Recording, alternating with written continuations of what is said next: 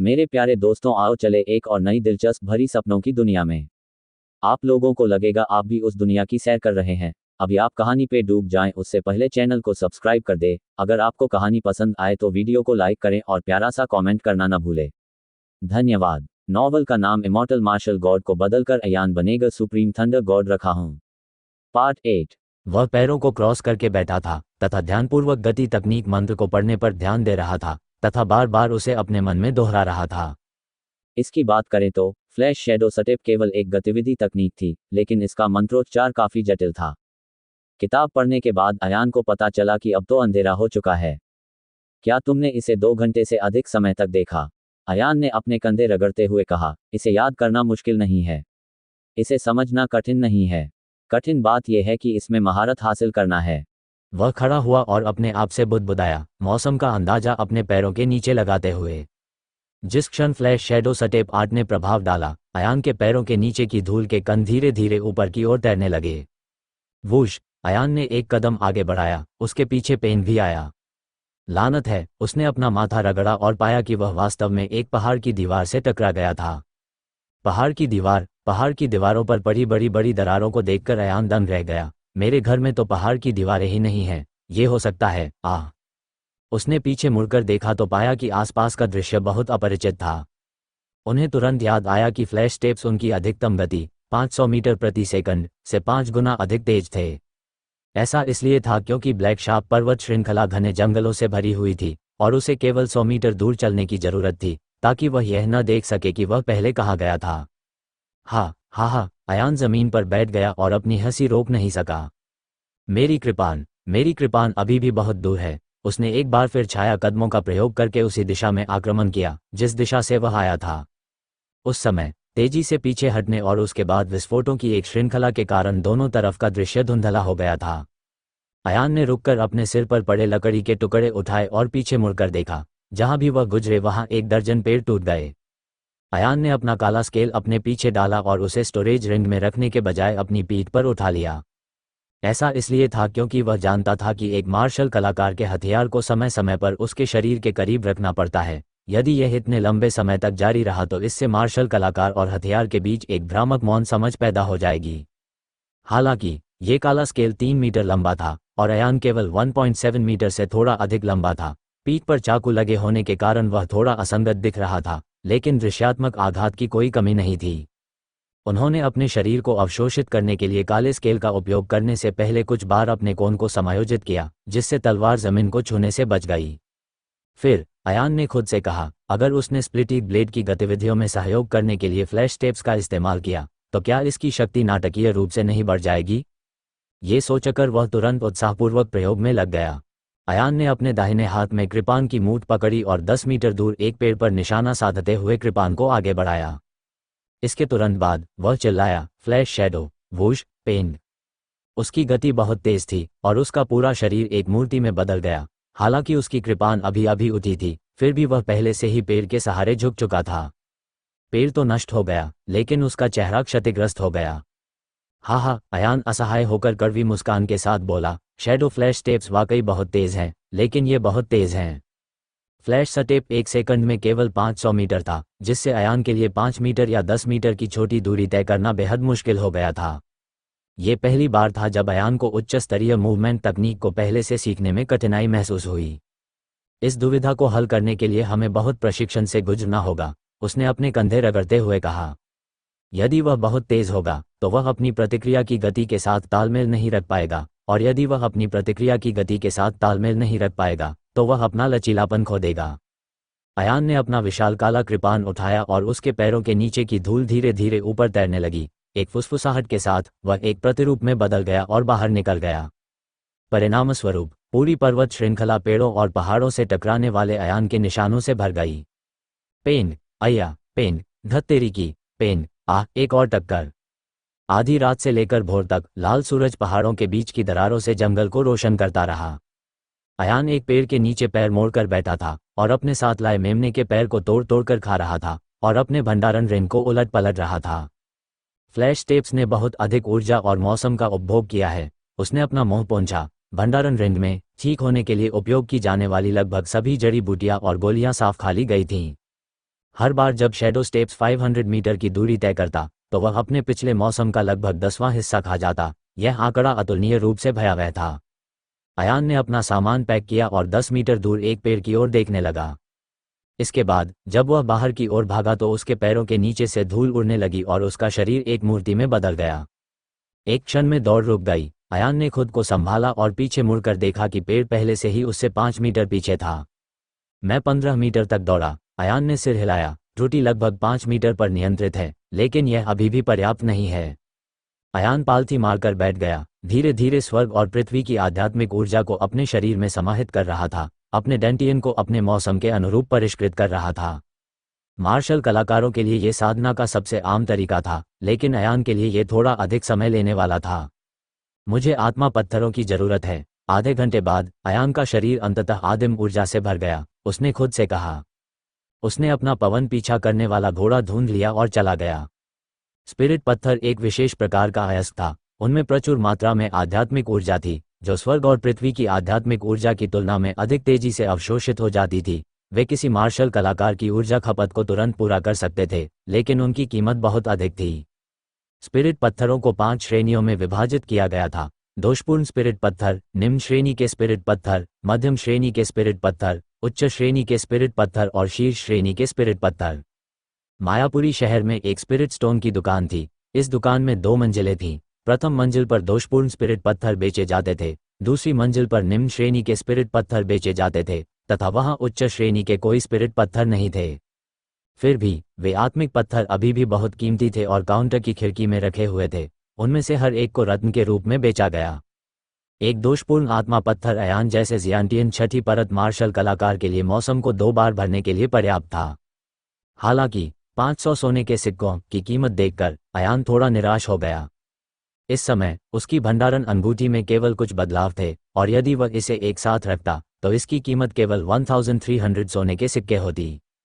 युवा गुरु, क्या आप दोषपूर्ण आत्मा पत्थर देखना चाहते हैं? वेटर बोलते हुए मुस्कुराया। अयान ने अजीब तरीके से सिर हिलाया और कहा, मुझे 2 चाहिए। साथ ही उसने मन ही मन सोचा, यदि उसे पहले पता होता तो वह अपने पास अधिक धन छोड़ जाता। पिछली बार उसने अपने दादा को लाखों स्वर्ण मुद्राएं दे दी थीं और उसने केवल इतना ही हिस्सा छोड़ा था। ये खर्च करने के लिए पर्याप्त नहीं था। सिर्फ 2? क्या तुम्हें कुछ और चाहिए? वेटर ने अपने हाथ रगड़े और आग्रह किया। अयान बहुत शर्मिंदा था। उसने मन ही मन सोचा, यह आदमी समझदार कैसे नहीं हो सकता। उन्होंने कहा, 2 ही काफ़ी हैं। ओह, क्या यह अयान नहीं है? वह बोल ही रहा था कि दरवाजे से एक कान फाड़ देने वाली आवाज़ आई। अयान ने उस दिशा में जाकर देखा तो 3 18 या 19 वर्षीय युवक दिखाई दिए। उनके चेहरे कुछ कुछ परिचित थे। जब अयान ने बोलने वाले व्यक्ति की ओर देखा तो उसे याद आया कि कुछ दिन पहले जब वह वेलकम स्ट्रीट में जेम्स अग्रवाल से लड़ रहा था, तब ये बच्चे आशीष दीवान और अन्य लोगों का पीछा कर रहे थे। क्या? नेता ने पास आकर कुटिलता से मुस्कुराते हुए कहा। युवा मास्टर, अयान के पास पैसे नहीं है। उसने केवल 2 आत्मा पत्थर खरीदे। क्या ये बहुत घटिया बात नहीं है? बाकी 2 जोर से हंसे। हाँ भाई कुजूर, आप यंग मास्टर अयान को कुछ कॉपर फ्लावर फूल क्यों नहीं देते? भाई कुजूर के नाम से जाने जाने वाले व्यक्ति एक जियांटियन 7वें स्तर के मार्शल कलाकार थे। उनकी उम्र में इस तरह का क्षेत्र बहुत अच्छा था। भाड़ में जाओ, अयान ने बाहें सिकोड़ते हुए कहा। मैं तुम्हारे साथ अपनी सांसें बर्बाद करने के मूड में नहीं हूं। अयान को अच्छी तरह पता था कि क्यों लोग हमेशा उससे परेशानी मोल लेने की फिराक में रहते हैं। उनके साथियों में से किसी की भी अयान पर चिल्लाने की हिम्मत नहीं हुई। इसकी कुंजी दा अयान के ये 3 या 4 साल के बच्चे थे। ये स्कूल की तरह था। जब वरिष्ठ छात्रों को पता चला कि कनिष्ठ छात्र बहुत अहंकारी हैं, तो उन्होंने निश्चित रूप से उस पर कदम रख दिया, क्योंकि वे इसे स्वीकार करने के लिए तैयार नहीं थे। अपना मुंह साफ रखो। भाई कुजूर की मुस्कान ठंडी पड़ गई और वे उदास स्वर में बोले, आपने इधर उधर नहीं पूछा? कौन नहीं जानता कि मैं आदित्य कुजूर मायापुरी सिटी में भाई आशीष दीवान के साथ हूँ? इसलिए अयान ने आदित्य कुजूर को उदासीनता से देखा। मुझे डराने के लिए आशीष दीवान को छोड़कर जा रहे हो? आदित्य कुजूर ने कुटिलता से मुस्कुराते हुए कहा, लगता है मैं भाई जेम्स अग्रवाल उस दिन आपको पर्याप्त नहीं सिखा पाया। अयान ने उसके कंधे पर हाथ रखकर कहा, अगर अब जेम्स अग्रवाल भी आ जाए तो मैं उसे परेशान कर दूंगा। कितनी बड़ी सांस है। आदित्य कुजूर ने अयान की नाक की ओर इशारा करते हुए ऊंची आवाज में कहा, मैं ये बातें भाई ली तक पहुंचा दूंगा। मैं इन्हें आपके लिए रखूंगा। आदित्य कुजूर ने अयान और जेम्स अग्रवाल को आगे बढ़ते देखा था। वह अच्छी तरह से जानता था कि वह अयान का मुकाबला नहीं कर सकता, इसलिए वह केवल शब्दों से अयान को अपमानित करना चाहता था। हालांकि अयान इस तरह के कुत्ते के साथ बकवास बात करने के लिए बहुत आलसी था। वह तुरंत धीमी आवाज में चिल्लाया, बाहर निकलो।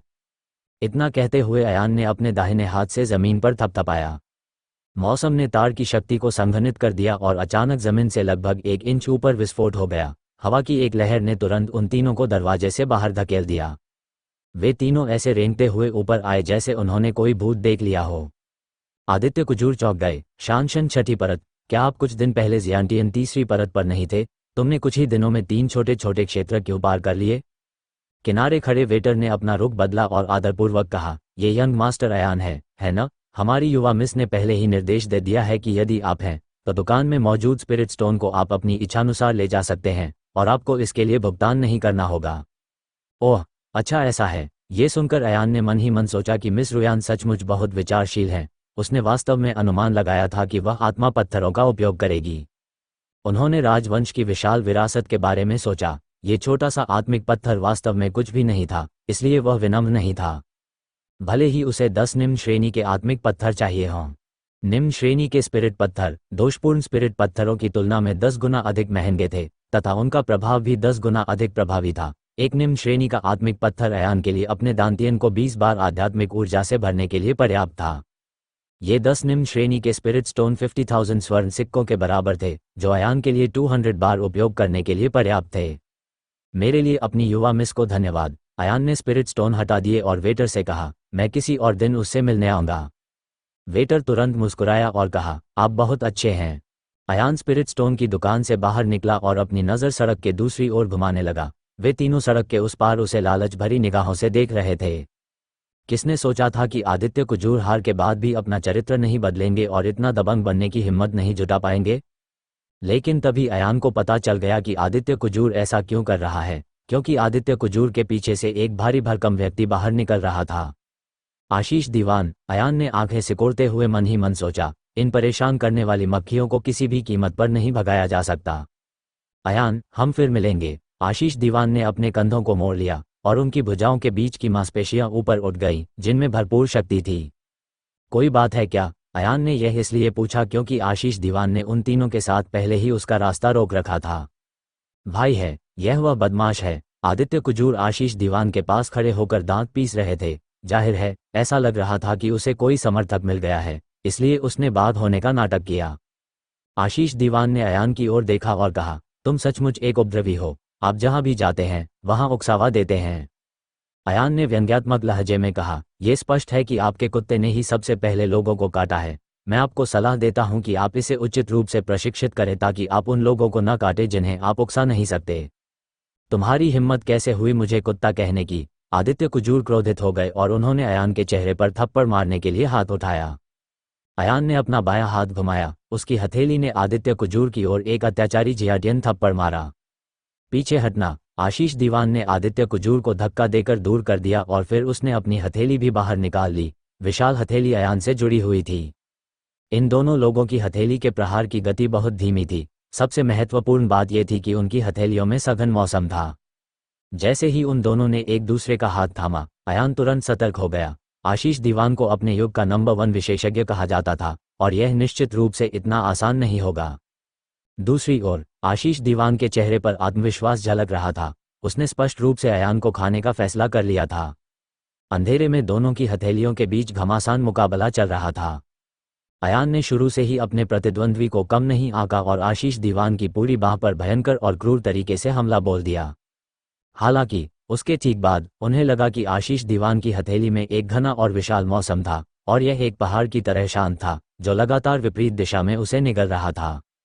अग्नि विशेषता। अयान ने बाहें सिकोड़ी। उनके पिछले मौसम को वास्तव में आशीष दीवान ने दबा दिया था। इसके अलावा आशीष दीवान का पिछला मौसम वास्तव में अग्निगुण था और उसे आशीष दीवान द्वारा इतनी उम्र तक परिष्कृत किया गया था। आशीष दीवान भी हैरान थे। उसकी आंखों में एक अजीब सी चमक चमकी। तुम्हारी साधना वास्तव में बहुत बेहतर हो गई है। अयान ने मन ही मन सोचा, जेम्स अग्रवाल की तुलना में आशीष दीवान से निपटना ज्यादा कठिन था। ये सोचकर वह अपनी ताकत बढ़ाने से खुद को रोक नहीं सका। उन्होंने आशीष दीवान के खिलाफ लड़ने के लिए 5 सफलताओं की अपनी पूरी ताकत का इस्तेमाल किया और एक बार फिर आशीष दीवान के मूसलाधार आने वाले जियांटियन को पीछे धकेल दिया। आशीष दीवान के चेहरे पर गंभीरता थी, लेकिन जब उन्होंने देखा कि उनका दाहिना हाथ थोड़ा कांप रहा है तो एक शानदार जियांटियन पीछे की ओर दौड़ा। दोनों को झटका लगा। अयान को उम्मीद नहीं थी कि आशीष दीवान की ताकत उसकी पिछली उम्मीदों से कहीं ज्यादा होगी। क्या ये हो सकता है कि इस व्यक्ति की अग्निगुण प्रतिभा आध्यात्मिक थी? आशीष दीवान ने अपनी बाहें सिकोड़ लीं। वह देर से शानशन 9वीं अवस्था में था। वह जल्द ही मूल क्षेत्र में आगे बढ़ने वाला था, लेकिन आज वह अयान, एक जियांटियन 6ठी परत के बच्चे से कोई लाभ नहीं उठा सका। अयान, अच्छा कदम, आशीष दीवान बोलते बोलते अपना असली रूप दिखाने लगे। बोलते समय अयान को साफ महसूस हो रहा था कि आशीष दीवान का मौसम बदल गया है। फिर आशीष दीवान ने एक साधना तकनीक का इस्तेमाल किया। अयान को तुरंत महसूस हुआ कि कुछ गड़बड़ है। आशीष दीवान पर मौसम की पहली लहर के बाद दूसरी लहर ने हमला बोल दिया। उन्होंने पहली लहर को नष्ट करने के लिए कड़ी मेहनत की, लेकिन उन्हें पता था कि दूसरी लहर पहली लहर से भी अधिक शक्तिशाली थी। वह ऊर्जा से भरा हुआ था। अयान को सचमुच एक छिपी हुई क्षति हुई थी और वह इसे सहन करने में लगभग असमर्थ था। कारण यह था कि यद्यपि अयान के पास भी एक साधना पद्धति थी, लेकिन उसकी एकमात्र साधना पद्धति थंडर के 9 परिवर्तन थे। थंडर के इन 9 रूपांतरणों का उपयोग हमला करने के लिए नहीं, बल्कि दिव्य थंडर लाइटनिंग स्रोत को अवशोषित करने के लिए किया गया था। जब अयान ने आशीष दीवान की चौथी लहर को सहन किया तो वह लगभग पकड़ नहीं सका। अगले ही पल आशीष दीवान उन्हें उड़ा देने वाले थे। अयान ने दांत पीस लिए और उसे इसकी कोई परवाह नहीं थी। उसने तुरंत अपने शरीर से बिजली की शक्ति का एक निशान निकाला। आशीष दीवान की अग्नि विशेषता सबसे पहले मौसम थी, उसके बाद एक शक्तिशाली साधना तकनीक का समावेश था। यद्यपि यह उन्मत्त था, ज्वलनशील बिजली की शक्ति उन्मत्त से भी अधिक उन्मत्त थी। उस क्षण बिजली की शक्ति बिजली के सांप की तरह थी, जिसने आशीष दीवान की 5वीं लहर को नष्ट कर दिया, उसके बाद 6ठी लहर को भी। ये देखकर कि अयान जीतने वाला है, आशीष दीवान की निगाहें उलझ गई। उसकी निगाह पहले तो चौंकी, फिर निर्णायक। जहां तक आशीष दीवान के मौसम की बात है, तो जैसे ही वह पीछे हटने वाला था, वह अचानक एक अद्भुत स्थिति में बदल गया और उसकी शक्ति तूफान की तरह वापस आ गई। युआन क्यूई, अयान का दिल हिल गया। तो फिर आशीष दीवान का पिछला मौसम वास्तव में युआन क्यूई में बदलने में सक्षम था? नहीं, ये युआन क्यूई नहीं है, ये तो मौसम से युआन क्यूई तक का एक संक्रमणकालीन चरण है। लेकिन फिर भी इस प्रकार की अर्ध आदिम ऊर्जा और अर्ध आदिम मौसम शुद्ध आदिम मौसम से कहीं अधिक शक्तिशाली थी। यहां तक कि जब उन्होंने धीमी सी आवाज सुनी तो अयान और आशीष दीवान दोनों 3 कदम पीछे हट गए। अयान ने अपनी आंखें सिकोड़ लीं। उसका बायां हाथ अनियंत्रित रूप से कांप रहा था और उसे आशीष दीवान के बारे में कुछ आशंकाएं थीं। जियांतियान और युआन क्यूई 2 पूरी तरह से अलग चीजें थीं। इस समय आशीष दीवान को पहले से ही आधे कदम के मूल क्षेत्र में होना चाहिए। आशीष दीवान का दाहिना हाथ भी हल्का सा फड़क गया। उसके चेहरे पर अभिव्यक्ति अवर्णनीय थी, क्योंकि वह समझ नहीं पा रहा था कि अयान का मौसम इतना खराब क्यों था। मैं आपकी प्रशंसा करता हूं, मैं आपकी प्रशंसा करता हूं। सबसे पहले आशीष दीवान ने बात रखी। उन्होंने अयान की ओर मुट्ठी बांधते हुए कहा, छोटे भाई, अयान की ताकत अथाह छिपी हुई है। उस दिन दया दिखाने और किंग चुवान को चोट न पहुंचाने के लिए धन्यवाद। ऐसा लगता है कि आशीष दीवान ने सोचा था कि जब अयान ने जेम्स अग्रवाल से लड़ाई की थी तो उसने जानबूझकर अपने राज्य और ताकत को छुपाया था। अन्यथा कोई व्यक्ति कुछ ही दिनों में जियांटियन की 3री परत से 6ठी परत तक कैसे पहुंच सकता था? शहर के चुनाव में आपने अपने ही दम पर एक ही उम्र के 3 विशेषज्ञों को हरा दिया, ये समझ आता है। अयान ने आशीष दीवान की ओर ऐसे देखा जैसे वह किसी बड़े दुश्मन का सामना कर रहा हो। उन्होंने जवाब दिया, हम एक दूसरे हैं भाई। आशीष दीवान भी असाधारण रूप से मजबूत हैं। आशीष दीवान ने मंद मंद मुस्कुराते हुए कहा, हमने अभी तक निर्णय नहीं लिया है। क्यों न हम 20 दिनों में मार्शल आर्ट सिटी के चयन को लेकर यह रहस्य छोड़ दें? मेरा यह इरादा है। अलविदा। अयान ने सिर हिलाया। वह पलटा और चला गया। वह पहले ही आशीष दीवान की असली ताकत जान चुका था, इसलिए उसे अपनी सांस बर्बाद करने की कोई जरूरत नहीं थी। लेकिन इससे पहले कि अयान आगे बढ़ पाता, आशीष दीवान ने अचानक अयान की पीठ के पास कहा, लेकिन अयान, मैं तुम्हें सलाह देता हूं कि तुम अधिक चतुराई से काम लो। वह तुम्हारी औरत नहीं है, उसे उकसाओ मत। जितना हो सके सरिता से दूर रहो। अयान की पीठ एक क्षण के लिए रुक गई। पहले तो वह समझाना चाहता था, लेकिन कुछ देर सोचने के बाद उसे लगा कि वह और सरिता एक दूसरे के साथ नहीं मिल पा रहे हैं, इसलिए इसकी कोई जरूरत नहीं है। सेन मैनर में वापस आकर अयान ने उनका अभिवादन किया और जल्दी से चला गया। उन्होंने अपने परिवार को केवल इतना बताया कि मार्शल दाव शहर का चयन होने वाला था और वह कुछ समय के लिए एकांत में साधना करने जा रहे थे। हम, युवा मास्टर अयान, मेरी जागीर उधार लेना चाहते हैं। रोयान राज ने फिर से अपना प्रतिष्ठित काला घूंघट पहन लिया। हाँ, आपके मनों में प्रशिक्षण मैदान बहुत अच्छे हैं। मैं उन्हें कुछ दिनों के लिए उधार लेना चाहता हूँ। अयान ने सच कहा। रोयान ने कहा, क्या आप फ्लैश शैडो स्टेप्स की खेती करना चाहते हैं? मिस रोयान स्मार्ट हैं। अयान हंसा। ब्लैक शार्प याओसेन अभियान के बाद उन दोनों के बीच संबंध बहुत परिचित हो गए।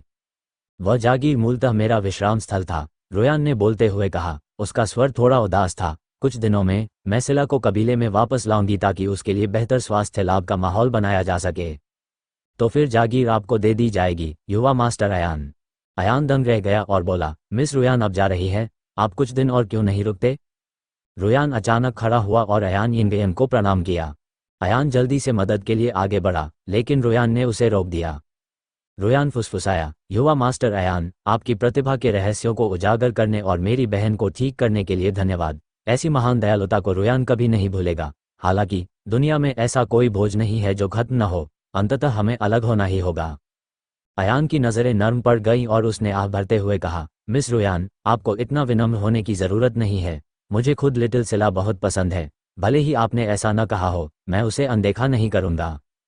रोयान की आंखें लाल हो गईं और उसने कहा, हाँ मुझे पता है। अयान ने एक क्षण सोचा और फिर बोला, मुझे अभी याद आया कि मिस रोयान और मुझे अभी भी एक दावत खत्म करनी है। क्यों न हम आज रात साथ में ड्रिंक करें?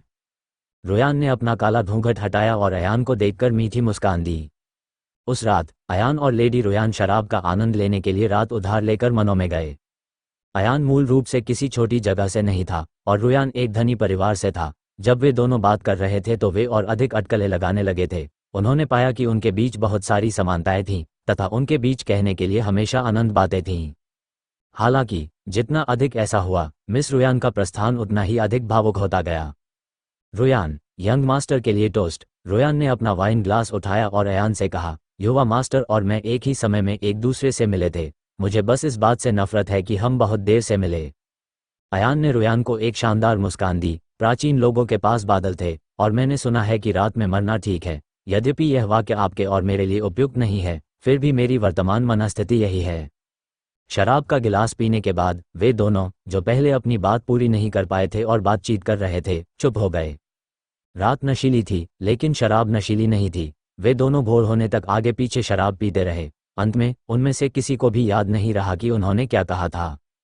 भोर हो चुकी थी और अयान नशे से जागा तो उसने पाया कि मिस रोयान पहले ही जा चुकी थी। अयान ने बस अपना चेहरा धोया और मन ही मन सोचा, मिस रोयान कुछ ही दिनों में जा रही हैं। मैं सोच रहा हूं कि क्या मैं उसके जाने से पहले उससे मिल पाऊंगा या नहीं। इस प्रकार अयान अकेले ही भूमिगत गुप्त प्रशिक्षण कक्ष में प्रवेश कर गया। 10 निम्न श्रेणी के स्पिरिट स्टोन रखने के बाद उन्होंने बड़े प्रशिक्षण कक्ष में एक गहरी सांस ली और कहा, कोई बात नहीं, आपको जल्दी से फ्लैश शैडो स्टेप्स का अभ्यास करना चाहिए। जैसे ही उसने बोलना समाप्त किया, उसके पैरों के नीचे की जमीन कांप उठी। इसके तुरंत बाद वह एक अदृश्य छवि में बदल गया और बाहर निकल गया। इस समय अयान के दिल में बहुत दबाव महसूस हुआ, क्योंकि उसे एहसास हुआ कि उसने मायापुरी शहर में उसी उम्र के विशेषज्ञों को कम आंका था। आशीष दीवान की ताकत देखकर अयान का दिल सामान्य से कहीं अधिक भारी हो गया। उन्हें एहसास हो गया कि आशीष दीवान के पास निश्चित रूप से एक तुरुप का पत्ता है। वह उसके साथ एक भी मुठभेड़ में अपनी पूरी ताकत कभी नहीं दिखा पाता। और आशीष दीवान जैसे अनगिनत छुपे हुए विशेषज्ञ थे, कम से कम जेम्स अग्रवाल अभी भी अपनी ताकत का एक हिस्सा छिपा रहे थे। यदि वह मार्शल आर्ट्स शहर चयन से पहले जियांटियन क्षेत्र के 7वें स्तर तक साधना कर सके तो वह अधिक आश्वस्त होगा। इस प्रकार अयान दिन प्रतिदिन इस गुप्त प्रशिक्षण कक्ष में साधना कर रहा था। उन्होंने अपनी साधना का समय बहुत उचित ढंग से व्यवस्थित किया। एक दिन को 2 हिस्सों में बांटा गया था। इसका आधा हिस्सा फ्लैश शैडो स्टेप्स की खेती के लिए इस्तेमाल किया गया था और बाकी आधे का इस्तेमाल अपने स्वयं के क्षेत्र की खेती के लिए किया गया था। फ्लैश शैडो स्टेप्स ने स्पिरिट पत्थरों को अवशोषित करने से पहले सभी प्रारंभिक मौसम का उपयोग किया। उनके साधना क्षेत्रों का उन्नयन उनके द्वारा एकत्रित की गई औषधीय गोलियों के संयोजन में हुआ था। हालांकि इस दौरान उन्हें एक बहुत गंभीर समस्या का पता चला। वह उसका पिछला क्षेत्र था जो बहुत तेजी से बढ़ गया था, इतना अधिक कि वास्तव में उन्हें जियांतियान के 6ठे चरण में एक अड़चन का सामना करना पड़ा। इस बाधा को पार करना बहुत कठिन था, विशेष रूप से इसलिए क्योंकि उन्होंने बहुत अधिक गोलियां खा ली थीं और उनमें उनके प्रति प्रबल प्रतिरोधक क्षमता थी। यदि वह उन्हें खाना जारी रखता तो उनका महत्व बहुत छोटा हो जाता। 10 दिन बाद मार्शल आर्ट्स सिटी चयन में अभी भी 10 दिन बाकी थे। उस सुंदर जागीर में अचानक एक आकृति प्रकट हुई। छाया चट्टान के पास दिखाई दी, लेकिन अगले ही पल वह धुंधली हो गई और गायब हो गई। ये पहले से ही मनों के प्रवेश द्वार पर था। अयान ने गहरी सांस ली। उन्होंने अपनी मुठियां भींच लीं और कहा, छाया कदमों का अभ्यास पूरी तरह से किया गया है। इस दिव्य श्रेणी की प्रतिभा सचमुच अतुलनीय रूप से शक्तिशाली है। ये दुख की बात है कि मेरी साधना का स्तर अभी भी स्थिर है। अधिक गोलियां खाना बेकार है। मुझे अपनी साधना का स्तर बढ़ाने के लिए प्रकृति के माध्यम से साधना करनी होगी। यदि हमें समृद्ध आध्यात्मिक ऊर्जा वाला कोई अच्छा स्थान मिल जाए तो वह उत्तम होगा। मार्शल कलाकारों के लिए अपनी साधना बढ़ाने के 3 तरीके हैं। एक है स्वर्ग और पृथ्वी की आध्यात्मिक ऊर्जा को स्वाभाविक रूप से अवशोषित करना, दूसरा है बेहतर प्रभाव वाली औषधीय गोलियों का सेवन करना, और अंतिम है युद्ध के दौरान अपनी साधना को बढ़ाना। स्वर्ग और पृथ्वी की आध्यात्मिक ऊर्जा को अवशोषित करने के लिए सबसे अच्छा स्थान वह था जहां आध्यात्मिक ऊर्जा प्रचुर मात्रा में थी। ये सोचकर अयान आह भरने से खुद को रोक नहीं सका। सघन आध्यात्मिक क्यूई वाले स्थान आमतौर पर आत्मा गुफाएं और आत्मा पर्वत थे, लेकिन उन सभी स्थानों पर विभिन्न संप्रदायों का नियंत्रण था। बजधारा प्रांत में ऐसा लग रहा था कि उन्होंने ऐसी जगह के बारे में कभी सुना ही नहीं था। मुझे उम्मीद है कि अंतिम 10 दिनों में कुछ नई फसलें होंगी। अयान ने विंड चेजिंग स्टैलियन पर कदम रखा और सेन कबीले की ओर वापस भागा। जैसे ही अयान अपनी हवेली में लौटा, आलोक सेन ने उसे रोक लिया और भाग गया। चचेरे भाई, तुम वापस आ गए, मेरे साथ आओ, घर पर कुछ बड़ा हुआ है। बड़ी बात क्या है? अयान क्यूई ने कहा, मुझसे मत पूछो, मेरे साथ स्वागत कक्ष में आओ और मुझे बताओ कि तुम्हारे जाने के बाद से पिछले 10 दिनों से सेन कबीले में बहुत गड़बड़ी हो गई है। आलोक सेन चिंतित और उदास थे। वह गर्म बर्तन में फंसी चींटी की तरह लग रहा था। अयान अपनी भौहें सिकोड़े बिना न रह सका। ये सचमुच एक परेशानी भरी शरद ऋतु थी। एक के बाद एक मुसीबतें आती रहीं। क्या ऐसा हो सकता है कि यदि मेरा छोटा सा सेन वंश आगे बढ़ना चाहे तो उसे इतनी सारी परेशानियों का सामना करना पड़े? स्वागत कक्ष में पहुंचने पर उन दोनों को पता चला कि कबीले के सभी बुजुर्ग लोग आ चुके हैं, यहाँ तक कि युवा पीढ़ी के साथी भी आ चुके हैं। छोटा अयान, आप वापस आ गए हैं। जब अशोक सेन ने अयान को देखा तो वह तुरंत खड़े हो गए। क्या चल रहा है? अयान ने सबको अजीब नजरों से देखा। उसने पाया कि हर कोई उसकी ओर ऐसे देख रहा था मानो उसने कोई बड़ी आपदा ला दी हो। अशोक सेन ने कहा, क्या हमारे सेन परिवार ने अपना व्यवसाय पुनः शुरू करने की योजना नहीं बनाई थी? कुछ समय पहले ही हमने मायापुरी शहर के कुछ बड़े आपूर्तिकर्ताओं से भारी मात्रा में अयस्क, कवच और स्पिरिट प्रेयरी सामग्री का ऑर्डर दिया था। हाँ, अयान को और भी अधिक हैरानी हुई। यदि उनका परिवार हथियार और कवच का व्यवसाय चलाना चाहता था तो स्वाभाविक रूप से उन्हें बड़ी मात्रा में कच्चा माल खरीदना पड़ता। अशोक सेन ने बेचैनी से पैर पटकते हुए कहा, लेकिन वे सामूहिक रूप से अपनी बात से मुकर गए। उन्होंने अनुबंध के उल्लंघन के लिए भारी जुर्माना भरने में संकोच नहीं किया और हमें कच्चा माल भी उपलब्ध नहीं कराया। तो क्यों? अयान हैरान रह गया। अयस्कों और कच्चे माल के बिना भी वे हथियारों के व्यापार में लगे हुए थे। फर और स्पिरिट प्रेयरी सामग्री के बिना वे आसानी से दुकान बंद कर सकते थे। आद्या कुमार की वजह से अशोक सेन ने अयान को धिक्कार भरी निगाहों से देखा। आद्या कुमार? कौन है वो? अयान थोड़ा अचंभित था। जब अशोक सेन ने यह सुना तो वे चिंतित होकर बोले, छोटे अयान, तुम बहुत मूर्ख हो। तुमने जो किया वह तुम क्यों भूल गए? तब कुमार वंश ने विवाह का प्रस्ताव रखने के लिए लोगों को भेजा। आपको कम से कम इस बारे में हमसे बात तो करनी चाहिए ताकि हमें तैयारी के लिए कुछ समय मिल सके। आद्या कुमार, शादी का प्रस्ताव रखो? अयान हैरान था। हम कहाँ जा रहे हैं? आद्या कुमार कहाँ से आए? उसने किस तरह के चुंबन की बात कही? ये सच है, विक्रम सेन ने अशोक सेन की बात काटते हुए अयान से कहा। कुछ दिन पहले ही तुम्हारी सगाई आद्या कुमार से निजी तौर पर जीवन भर के लिए हो गई थी। कुमार परिवार ने लोगों को शादी के स्टिकर भेजने के लिए भेजा, इस उम्मीद में कि हमारा सेन परिवार शादी का प्रस्ताव लेकर आएगा। लेकिन आप यह नहीं जानते कि इस मामले से अजय रेड्डी नाराज हो गए हैं। चूंकि अजय रेड्डी और आद्या कुमार बचपन के प्रेमी थे, इसलिए वह गुस्से में हैं। और अजय रेड्डी ऋतिक रेड्डी के पोते हैं। ऋतिक रेड्डी भी हमारे Mayapuri city chamber of commerce के वरिष्ठ सदस्यों में से एक हैं।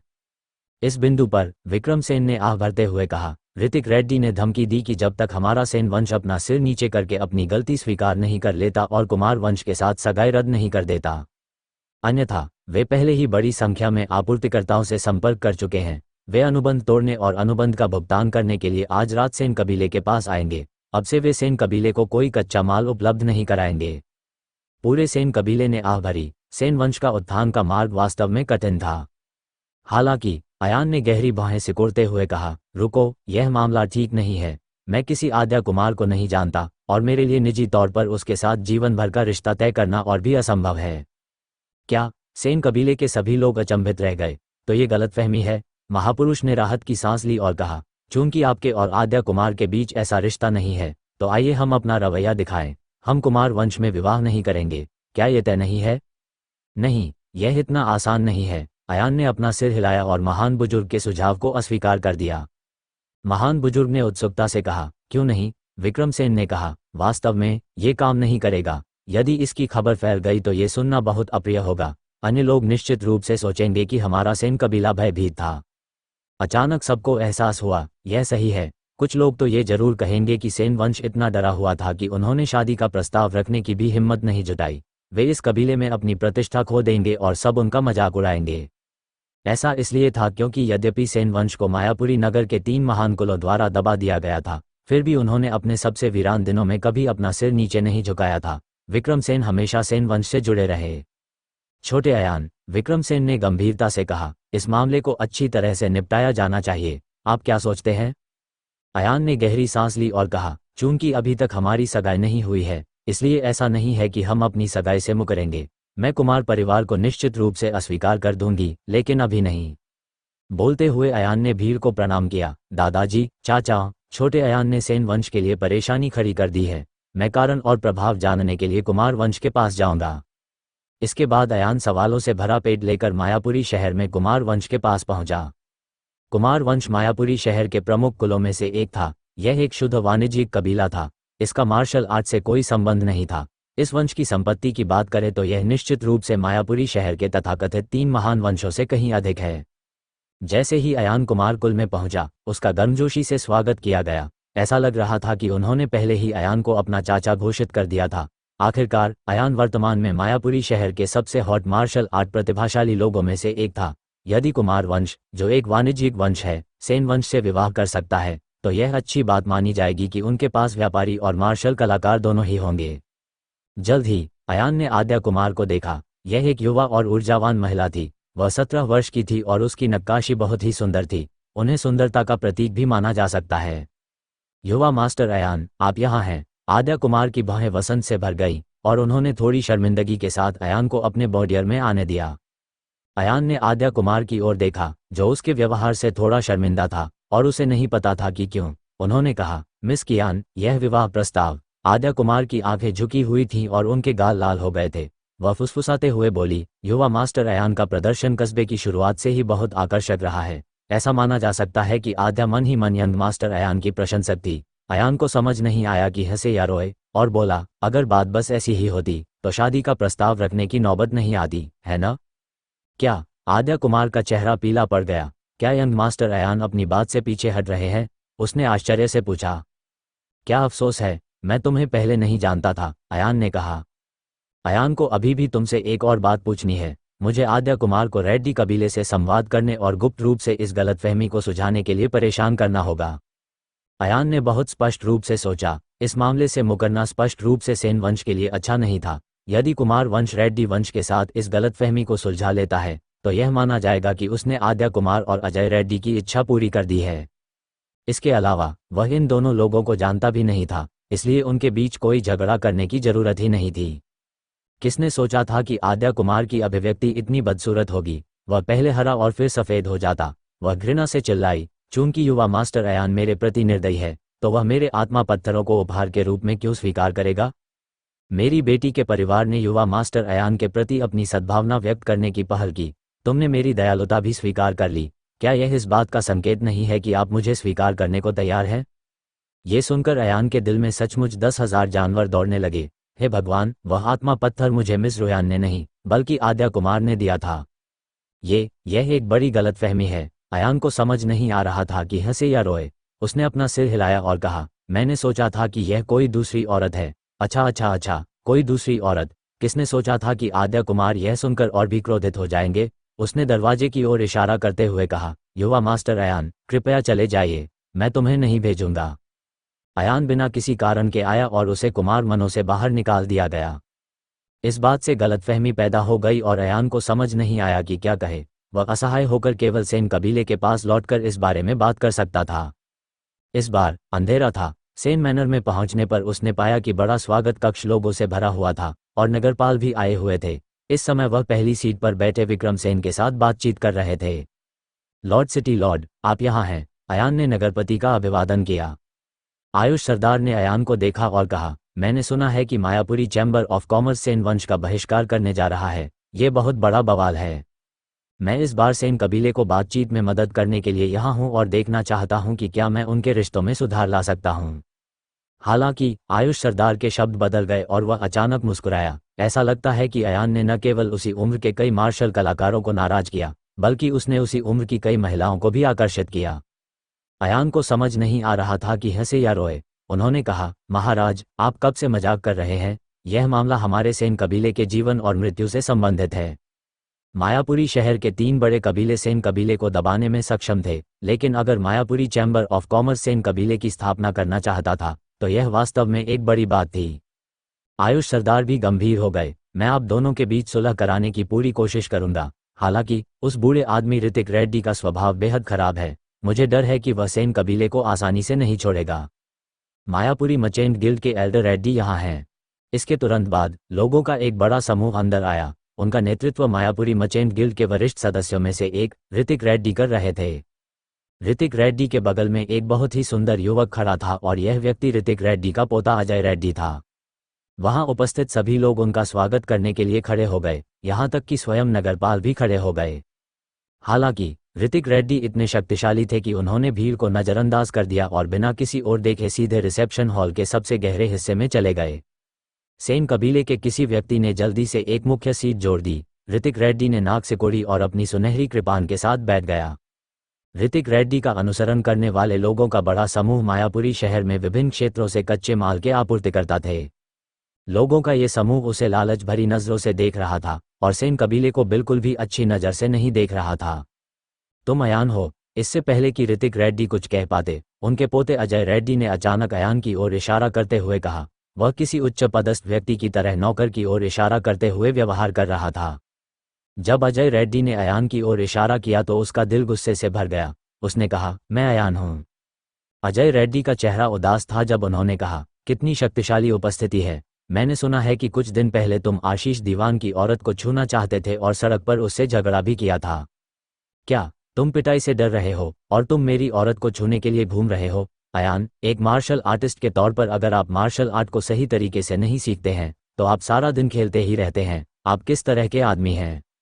ये शब्द सुनने में बहुत अप्रिय थे। अयान ने बाहें सिकोड़ते हुए कहा, मैं तुम्हें सलाह देता हूं कि अपना मुंह साफ रखो। यह मामला। अजय रेड्डी ने हाथ हिलाकर अयान की बात को बीच में रोका और चिल्लाया, तुम्हारी हिम्मत आशीष दीवान को भड़काने की नहीं है, लेकिन तुम्हारी हिम्मत मुझे भड़काने की है। अयान, तुम अंधे हो। आशीष दीवान वास्तव में इस आयु वर्ग में नंबर 1 विशेषज्ञ हैं, लेकिन आपको पता होना चाहिए कि मेरी ताकत दूसरे स्थान पर हो सकती है। इसके अलावा आशीष दीवान इस शहर का एकमात्र विशेषज्ञ है और मैं, अजय रेड्डी, उससे कहीं ज्यादा व्यापक नेटवर्क रखता हूं। आशीष दीवान। अजय रेड्डी ने अयान की नाक की ओर इशारा करते हुए चिल्लाया, विश्वास करो या न करो, अगर मैंने यह वाक्य छोड़ दिया तो रायपुर शहर के सभी उम्र के लोग मेरा आदेश मान लेंगे और एक साथ तुम्हें मार देंगे। शुरू में अयान कबीले के भविष्य के बारे में चिंतित था और कुछ अच्छा कहना चाहता था, लेकिन अब जब अजय रेड्डी कुत्ते की नज़र से उस पर भौंक रहा था तो वह अपने दिल की बात कहने से खुद को रोक नहीं सका।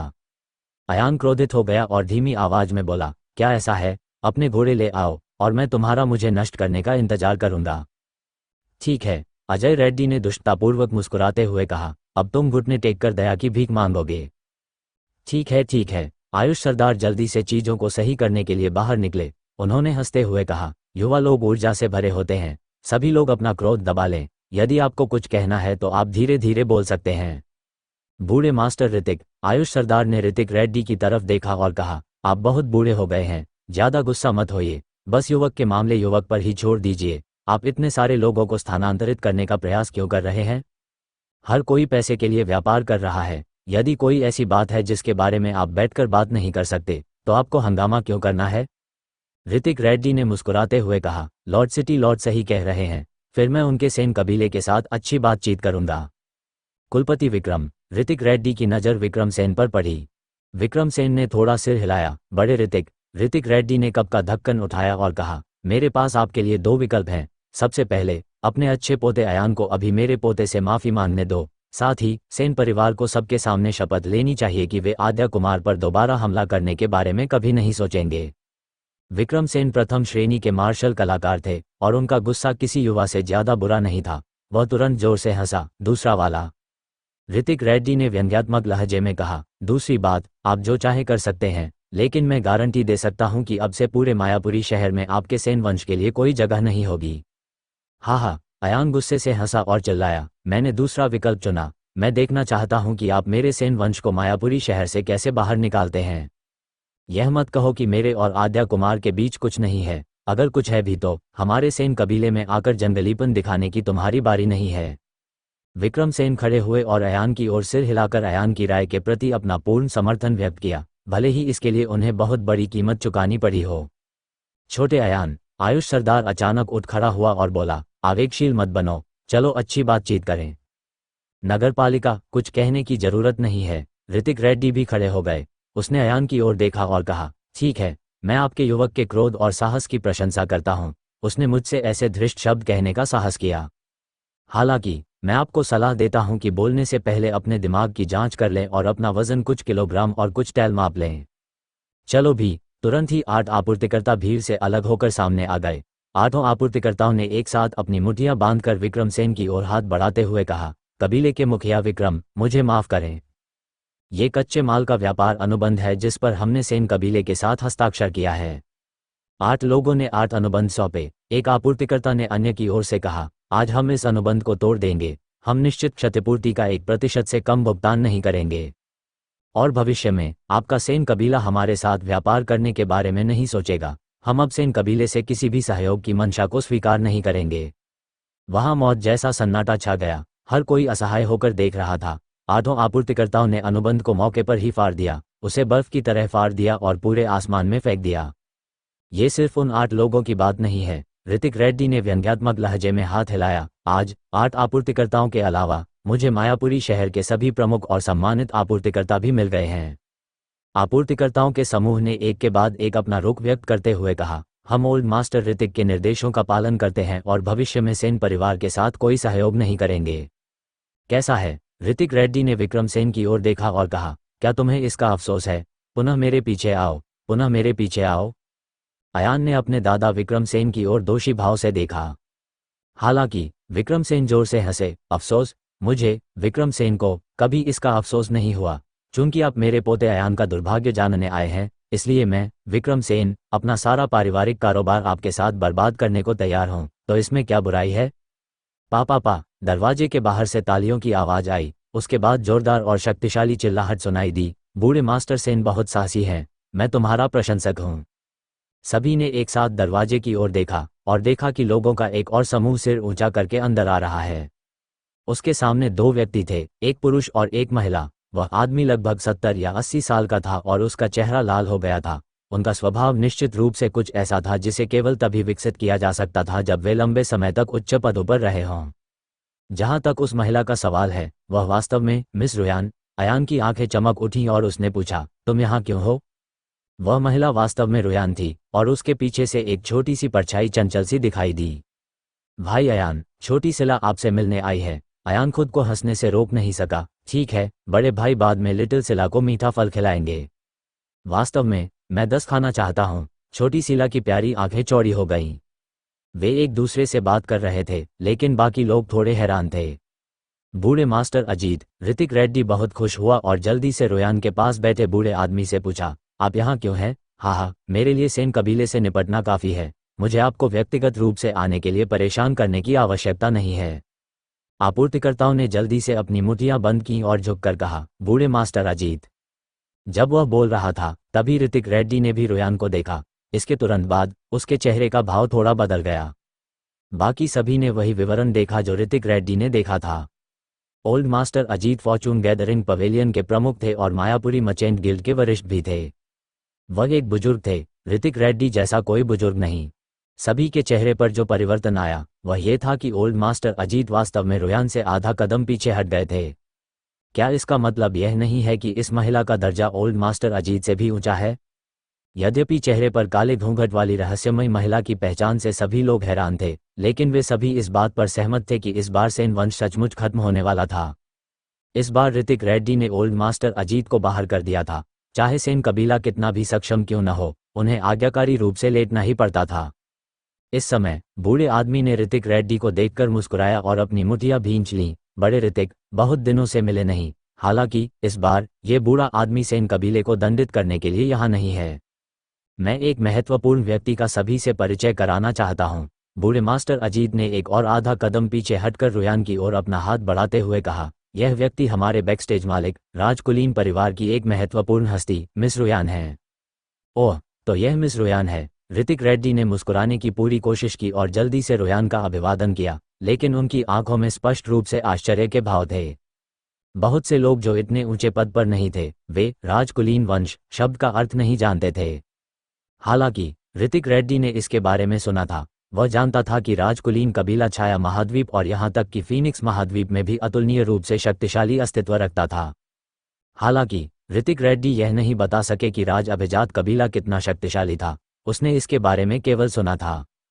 घटनास्थल पर मौजूद सभी आपूर्तिकर्ताओं ने रुयान के प्रति गुप्त और सम्मानजनक रवैया बनाए रखा। वे राजकुलीन वंश के बारे में नहीं जानते थे, लेकिन वे रुयान के प्रति बूढ़े अजीत का रवैया देख सकते थे। रुयान ने काले घूंघट की ओर से हल्के से कहा, बड़े अजीत, क्या आप यहाँ बोलने का अधिकार मुझ पर छोड़ सकते हैं? बूढ़े मास्टर अजीत मुस्कुराए और गहराई से झुके, मैं आपके आदेश का पालन करूंगा। इतने गहरे प्रणाम से सभी के दिल जोर जोर से धड़कने लगे। नगर स्वामी रुयान धीरे धीरे सिंहासन की मुख्य सीट की ओर चला गया। आयुष सरदार जोर से हंसा, मिस रुयान, कृपया बैठ जाइए। बोलते समय उसने चुपके से अयान की ओर देखा और मन ही मन सोचा कि इस बार सेन वंश बच गया। भाई अयान, तुम लोग क्या कर रहे हो? चलो कुछ फल खाते हैं। छोटी सी सिला अयान के पास उछल कूद कर रही थी और अपने छोटे से हाथ से अयान के कपड़ों के कोने को खराब तरीके से खींच रही थी। अयान ने छोटी सिला के बालों को छूते हुए कहा, सिला, अच्छी रहो, बड़े भाई तुम्हें बाद में वहां ले जाएंगे। मिस रुयान स्वयं आई हैं, मैं सचमुच आप जैसा व्यक्ति नहीं बन सकता, ऋतिक रेड्डी ने रुयान से आदरपूर्वक कहा। उसके बगल में अजय रेड्डी ने गर्व से अपना सिर उठाया। उनके चेहरे से साफ पता चल रहा था, देखो, मेरे दादाजी का चेहरा बहुत अच्छा है। उन्होंने मिस रुयान जैसी महान हस्ती को अपनी ओर आकर्षित किया था। रुयान ने भावशून्यता से कहा, बेशक आप इसे वहन नहीं कर सकते। ऋतिक रेड्डी स्तब्ध रह गए, लेकिन उन्होंने अभी तक कोई प्रतिक्रिया नहीं दी थी। रुयान ने अपना सिर घुमाकर विक्रम सेन की ओर देखा और मुस्कुराए, बूढ़े मास्टर सेन और अधिक शक्तिशाली होते जा रहे हैं। अभी अभी कहे गए वीरतापूर्ण शब्दों के कारण रुयान को उनकी बहुत प्रशंसा हुई। आपके यहाँ आने से सेन वंश निश्चित रूप से भविष्य में प्रमुखता प्राप्त करेगा। ये पहली बार था जब विक्रम सेन ने रुयान को देखा था। इससे पहले कि वह समझ पाता कि यह महिला कहाँ से आई है, उसने विनम्रता से कहा, तुम मेरी चापलूसी कर रही हो। इस समय घटनास्थल का माहौल फिर से बदल गया। सभी को ऋतिक रेड्डी और विक्रम सेन के प्रति रुयान के अलग अलग रवैये में कुछ अलग ही बात नजर आई। मिस रुयान ने विक्रम सेन की ओर मुस्कुराते हुए कहा, आपको देखकर मुझे पता चला कि अयान इतना उत्कृष्ट क्यों है। जैसे ही वह बोल रही थी, रुयान ने अपना हाथ हिलाया और चैम्बर ऑफ कॉमर्स के एल्डर अजीत ने आदरपूर्वक कागजों का एक ढेर उन्हें सौंप दिया। रुयान हाथ में कागज लेकर खड़ी हो गई और आठों आपूर्तिकर्ताओं की ओर देखते हुए बोली, अभी अभी आप ही थे जिन्होंने सेन परिवार के साथ अनुबंध फाड़ दिया था। उन 8 आपूर्तिकर्ता प्रतिनिधियों ने एक दूसरे की ओर देखा। वे नहीं जानते कि उसके साथ कैसे व्यवहार करें, इसलिए वे केवल सिर हिलाकर हाँ कह सकते हैं। रुयान उसके चेहरे पर जरा सी भी मुस्कान नहीं देख सका। उसने कागज के एक एक पन्ने को पलटते हुए उदासीनता से कहा, अगर मैं गलत नहीं हूं तो आपके 8 कुलों द्वारा इस्तेमाल की जाने वाली सीमाएं हमारे राजकुलीन कुल से किराए पर ली गई हैं। इसके साथ ही आप जो भी कच्चा माल थोक में खरीदते हैं वह सब हमारे राजकुलीन वंश से आता है। हाँ, आपूर्तिकर्ता प्रतिनिधि एक क्षण के लिए हिचकिचाया। दरअसल उन्होंने इसे ओल्ड मास्टर अजीत से किराए पर लिया था, लेकिन अब ऐसा लग रहा था कि बूढ़ा मास्टर अजीत रुयान का अधीनस्थ था। लंबे समय के बाद ये आपूर्तिकर्ता ओल्ड मास्टर अजीत के चैनल थे, जो अन्य प्रांतों से कच्चा माल खरीदते थे। दूसरे शब्दों में, रुयान उनकी शीर्ष आपूर्ति श्रृंखला थी। हाँ, चूंकि यह है तो यह आसान होगा। रुयान की आंखें अचानक तेज हो गईं। उसने कागज हाथ में लेकर फैलाया और कहा, यह आपके लीज एग्रीमेंट हैं। जैसे ही उसने बोलना समाप्त किया, उसके दाहिने हाथ से युआन क्यूई की एक भयंकर गेंद फूट पड़ी। वह युआन क्यू लपटों में बदल गया और तुरंत 8 अनुबंधों को जलाकर राख कर दिया। उसने ऊपर से 8 लोगों को देखा। उसने अभी अभी अनुबंध जलाया था और फिर उसने 8 और स्वर्ण सिक्का भंडारण कार्ड खो दिए। उसने कहा, मैंने पट्टा नष्ट कर दिया है और मैं भविष्य में आपको इसे खरीदने के लिए कोई रास्ता नहीं दूंगी। अपना पेनल्टी लो और मायापुरी सिटी से भाग जाओ। 8 आपूर्तिकर्ताओं के चेहरे तुरंत बदल गए। वे सभी दुखी दिख रहे थे और लगभग रोने लगे। भाड़ में जाओ, रुयान ने हल्के से एक शब्द बोला उसने अपना दाहिना हाथ नीचे दबाया और एक भयंकर आभा निकली, जिससे 8 आपूर्तिकर्ता दरवाजे से बाहर उड़ गए। सेन कबीले में हर कोई बहुत खुश था, और तुम लोग, रोयान ने ओल्ड मास्टर अजीत से अनुबंधों का एक मोटा ढेर लिया और अपनी नज़र ऋतिक रेड्डी के पीछे चल रहे अन्य आपूर्तिकर्ताओं पर डाली। सभी आपूर्तिकर्ता बुरी तरह डर गए। रोयान ने कहा, तुम रेड्डी कबीले की मदद करने और सेन कबीले को दबाने के लिए आए हो। अच्छी बात है, अगर मैं गलत नहीं हूं तो आपके 10 में से 9 कच्चे माल हमारे राजवंश से खरीदे गए थे। नियांजाई, तुम लोग यहाँ सिर्फ शो देखने आए हो। आइए, हम आपके लिए कच्चे माल की आपूर्ति आधी कर दें। हम देखेंगे कि 3 महीने में आप कैसा प्रदर्शन करते हैं। आप समझे कि मेरा आशय क्या है। मैं समझता हूँ। आपूर्तिकर्ताओं ने अपना ठंडा पसीना पोंछा और बार बार सिर हिलाया। उसके प्रदर्शन को देखते हुए, आप क्या देख रहे हो? सेन कबीले के प्रति उनके रवैये से यह स्पष्ट था कि यदि किसी ने सेन कबीले के लिए चीजें मुश्किल बनाने की हिम्मत की, तो उनका भाग्य निश्चित रूप से उन 8 आपूर्तिकर्ताओं की तरह ही दयनीय होगा। तभी रोयान की नज़र बाईं ओर घूमी और ऋतिक रेड्डी पर पड़ी। इस समय ऋतिक रेड्डी अचंभित थे और अभी तक कोई प्रतिक्रिया नहीं दे पाए थे। उसने सोचा था कि ओल्ड मास्टर अजीत और रोयान उसकी मदद करने के लिए यहाँ आए हैं, लेकिन किसने सोचा था कि वे सेन कबीले के लिए खड़े होंगे। इससे भी अधिक अप्रत्याशित बात यह थी कि रोयान एक कील थी, कठोर कील। उसने एक ही लात से कील ठोक दी। रोयान ने ऋतिक रेड्डी की ओर देखा और कहा, मायापुरी मचेंट गिल्ड की स्थापना का आधा श्रेय एल्डर अजीत को जाता है। हाँ हाँ, ऋतिक रेड्डी ने जल्दी से सिर हिलाया। रोयान ने कहा, ऐसा लगता है कि आप बहुत लंबे समय से एक बुजुर्ग के पद पर बैठे हुए हैं। क्या आप अपनी पहचान और जिम्मेदारियां भूल गए हैं? किसी कबीले को दबाने के लिए निजी शक्ति का प्रयोग? हाँ, ये सचमुच प्रभावशाली है। मेरी राय में। मिस रोयान की आंखें अचानक ठंडी हो गई जब उसने कहा, आपको विक्रम सेन और सेन कबीले के मुखिया को बड़े का पद देना चाहिए। ऋतिक रेड्डी अपनी सीट पर गिर पड़े। उनका पूरा चेहरा पीला पड़ गया था। वहां पूरी तरह से शांति थी, यहां तक कि नगर के राजा भी हैरान थे। उन्होंने वास्तव में यह उम्मीद नहीं की थी कि रोयान, ये कमजोर महिला, इतनी निर्णायक और निर्दयी तरीके से और इतनी तेजी से काम करेगी। ये ऋतिक रेड्डी की आवाज आंसुओं से भरी थी। यदि वह अब चैम्बर ऑफ कॉमर्स के वरिष्ठ सदस्य नहीं होते, तो उनकी वर्तमान स्थिति बहुत कम हो जाती। क्यों? रोयान ने उदासीनता से कहा, आज मैं तुम्हें बताऊंगा कि क्यों। क्योंकि यंग मास्टर अयान सेन मेरे उपकार करता है। रोयान के चेहरे पर गहरी मुस्कान आ गई। उसने अयान की ओर देखा और कहा, जो कोई भी यंग मास्टर अयान को भड़काने की हिम्मत करेगा, वह मुझे भड़काएगा। और जो कोई मुझे भड़काएगा, मैं उसे दंड दूंगा। घटनास्थल पर किसी को भी यह कहने की हिम्मत नहीं हुई कि रोयान सचमुच एक वज्रपात था। जो कोई भी उसकी भौहों को छूने की हिम्मत करता, वह फट जाता। रोयान ने भीड़ के चारों ओर देखा। क्या कोई और है जो सेन कबीले से निपटना चाहता है? वहां पूरी तरह से सन्नाटा था। रोयान ने सिर हिलाया। चूंकि ऐसी कोई बात नहीं है, तो आप अभी भी क्यों रुके हुए हैं? हाँ, मिस रोयान, ओल्ड मास्टर विक्रम, हमें अभी भी कुछ काम निपटाने हैं। हम जल्द ही यहाँ रहेंगे। कई आपूर्तिकर्ता घबराकर भाग गए। अयान, रोयान को अंगूठा दिखाने से खुद को रोक नहीं सका और मन ही मन सोचा, कमाल है, यह आश्चर्यजनक है। उसने रोयान को पहले कभी इस तरह नहीं देखा था। सामान्यतः रोयान अयान की ओर मुस्कुराता था और अत्यंत मित्रतापूर्ण लहजे में बात करता था। हालांकि मॉल एक युद्ध क्षेत्र जैसा था। जैसे ही वे मॉल पहुंचे, रोयान को तुरंत एक अलग व्यक्ति जैसा महसूस हुआ। बेशक, उनका आत्मविश्वास और निर्णायकता राजवंश की मजबूत नींव से आई थी। शॉपिंग मॉल युद्ध के मैदान के समान ही था, इसलिए स्वाभाविक रूप से उन्हें बोलने का अधिकार था। पुराने हीरो विक्रम, रोयान ने विक्रम सेन की ओर मुस्कुराते हुए कहा, मुझे पता है कि आप एक मार्शल आर्टिस्ट हैं और आपके पास चैम्बर ऑफ कॉमर्स का प्रबंधन करने के लिए ज़्यादा समय नहीं है। तो गिल्ड लीडर का पद अभी भी आपका है, लेकिन आप अस्थायी रूप से सफलता पाने में मदद के लिए किसी की सिफारिश कर सकते हैं, ठीक है? अच्छा, मिस रोयान, आपकी दयालुता के लिए धन्यवाद। विक्रम सेन खिलखिलाकर हंसे और बोले, बड़े भाई, आपको पहले चैम्बर ऑफ कॉमर्स के एल्डर का पद संभालना चाहिए। महान बुजुर्ग पर बिजली गिरी। बूढ़ा आदमी काफी देर तक स्तब्ध रहा, लेकिन उसकी आंखें अभी भी लाल थीं।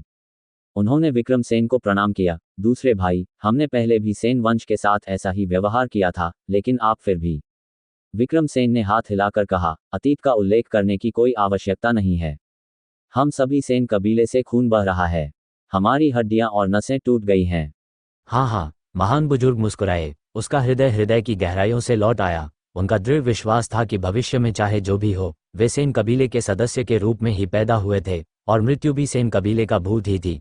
विक्रम सेन के कार्यों ने न केवल सभी वापस लौटे कबीले के लोगों को प्रभावित किया, बल्कि उन्हें यह भी महसूस कराया कि वे वास्तव में वापस आ रहे हैं। विक्रमसेन ने उन्हें बहिष्कृत नहीं किया, बल्कि ईमानदारी से रिश्तेदार के रूप में स्वीकार किया। छोटे भाई अयान, ये सब तुम्हारी बदौलत है। इस क्षण आलोक सेन और उनकी हमउम्र कई अन्य बहनों को अयान के प्रति अपनी शिकायतें दूर हो गईं। अयान ने मुस्कुराते हुए कहा, वे सभी परिवार के सदस्य हैं, आपका स्वागत है। मिस रुयान नीचे आए और अयान से बोली, युवा मास्टर अयान, मुझे कुछ कहना है, क्या हम बाहर बात करें? ठीक है। अयान ने सिर हिलाया और मिस रुयान और लिटिल सिला के साथ बाहर चला गया। दरवाजे के बाहर रुयान ने अयान की आंखों में फीकी मुस्कान के साथ देखा, लेकिन एक शब्द भी नहीं कहा। अयान को लगा कि यद्यपि उसकी आंखों में मुस्कान थी, लेकिन उस मुस्कान ने उसे कुछ असहज महसूस कराया। मिस रुयान, अगर आपको कुछ कहना है तो कह दीजिए, अयान ने अजीब तरीके से कहा। रुयान ने अयान को गहराई से देखा और कहा, मैंने सुना है कि तुम्हारी सगाई कुमार परिवार की बेटी से हो गई है। अयान दंग रह गया और कड़वी मुस्कान के साथ बोला, ये सिर्फ एक गलतफहमी है, मैं तो कुमार वंश की बेटी को भी नहीं जानता। ओह, मैं समझा। रुयान की मुस्कुराहट में कोई बदलाव नहीं आया, लेकिन उसका स्वर शांत हो गया। इसी समय अचानक आसमान में तेज हवा चलने लगी। विशालकाय पंखों के जोड़े ने आकाश को काला कर दिया और सूर्य को ढक लिया। तेज हवा की आवाज सुनकर स्वागत कक्ष में बैठे सेन परिवार के सदस्य, जिनमें नगरपाल भी शामिल थे, एक साथ बाहर भागे। सबने आसमान की ओर देखा तो पाया कि आसमान काला हो गया है। रात्रि के आकाश में विशालकाय काले पंखों के जोड़े अत्यंत चौंकाने वाले दिखाई दिए। एक उड़ता हुआ राक्षसी जानवर, नगरपाल के शिष्यों में संकुचन हुआ। वे विशालकाय उड़ने वाले राक्षसी जानवर थे। वे धीरे धीरे ऊंचे बादलों से नीचे उतरे। कुछ उड़ते हुए राक्षसी जानवरों ने तो अपनी नाक भी तोड़ ली और अपने मुंह और नाक से आग की लपटें उगलने लगे। ऐसा लग रहा था जैसे काले बादल जल गए हों। 1 दर्जन से अधिक उड़ते हुए राक्षसी जानवर बीच हवा में ही रुक गए। उन राक्षसी जानवरों में से प्रत्येक के चेहरे डरावने और चौंकाने वाले थे, और उनमें से प्रत्येक में एक राक्षसी आभा थी जो आकाश और सूर्य को ढक रही थी। ये वास्तव में स्वर्गीय युवान क्षेत्र विशेषज्ञ के बराबर था। हिस, सभी ने ठंडी हवा में सांस ली। ये उड़ने वाले राक्षसी जानवर कहाँ से आए? यदि वे एक साथ मिलकर तबाही मचा दें, तो वे निश्चित रूप से 1 घंटे के भीतर पूरे मायापुरी शहर को नष्ट कर सकते हैं। मिस, अब समय हो गया है, बूढ़े मास्टर अजीत ने किनारे से आदरपूर्वक कहा। रुयान की आंखों में उदासी की एक झलक दिखाई दी। उन्होंने सबके चेहरों पर मुस्कुराहट लाते हुए कहा, सभी लोग घबराएं नहीं, ये मेरे कबीले के लोग हैं जो मुझे लेने आए हैं। जब अयान ने ये सुना तो उसने आह भरते हुए कहा, क्या अब हम चले जाएं? रुयान की आंखें लाल हो गईं और उसने अयान की ओर मुट्ठी बांधते हुए कहा, युवा मास्टर अयान, हमारे बीच अवश्य ही अलगाव हो गया है। ये सिर्फ बस आज की विदाई है। पहाड़ बहुत दूर है। मुझे आश्चर्य है कि हम फिर कब मिलेंगे। युवा मास्टर 10 दिनों में शहर के चयन में भाग लेंगे। उस समय वह निश्चित रूप से मार्शल आर्ट संप्रदाय द्वारा चुना जाएगा और मायापुरी शहर छोड़ देगा। इस तरह तो मिलने का दिन और भी दूर हो गया है। आकाश और पृथ्वी विशाल हैं। इस बिंदु पर रुयान का गला भर आया। अयान अपना मुंह खोलना चाहता था, लेकिन रुयान ने उसे रोक दिया। मिस रुयान ने आगे कहा, रुयान यहाँ है। मैं युवा मास्टर अयान को बहुत सफलता और उज्ज्वल भविष्य की शुभकामनाएं देता हूँ।